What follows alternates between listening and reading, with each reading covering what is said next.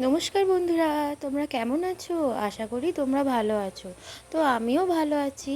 আর আজকে আমার লাঞ্চ মেনুতে ছিল ভাত, আর এখানে ছিল লেবু, কাঁচা লঙ্কা আর পেঁয়াজ।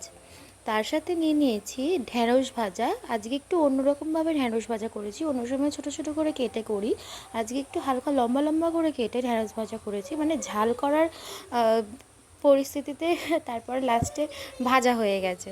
তো পরে ঢ্যাঁড়স ভাজা করেছিলাম। আর এখানে পুঁই শাক দিয়ে মাছের ডিম ভেজে গুঁড়িয়ে সেইটা দিয়ে চচ্চড়ি করা হয়েছিল। আর হচ্ছে ওর মধ্যে কচু আছে, আলু আছে, দিয়ে পুঁই শাক দিয়ে চচ্চড়ি হয়েছিল। আর কালকে একটু ওই পাট শাক দিয়ে যে মসুর ডাল বানিয়েছিলাম সেটা একটু ছিল, সেটাও খেয়ে নিয়েছিলাম। খাবার ফেলতে তো প্রচুর গায়ে লাগে, খাবার ফেলা একদমই ভালো লাগে না, তাই জন্য ফ্রিজে রাখা হয়ে গেছিলো। আর পরের দিন খাওয়া হয়। আর মাছের ডিম সেটা বড়া করে ঝাল হয়েছে, কিন্তু সেইটা আর খাওয়া হয়নি।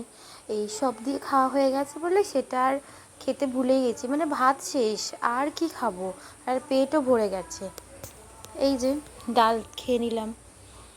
তারপর আমার ভিডিওটা ভালো লাগলে অবশ্যই লাইক, কমেন্ট আর সাবস্ক্রাইব করে দিও চ্যানেলটা।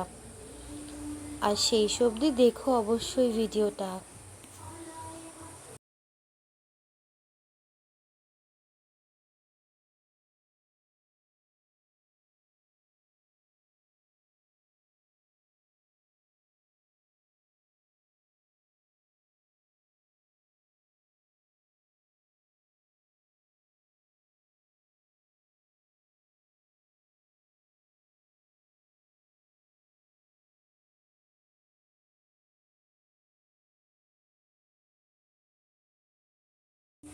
আমার ভিডিওটা কেমন লেগেছে কমেন্ট করে জানিও।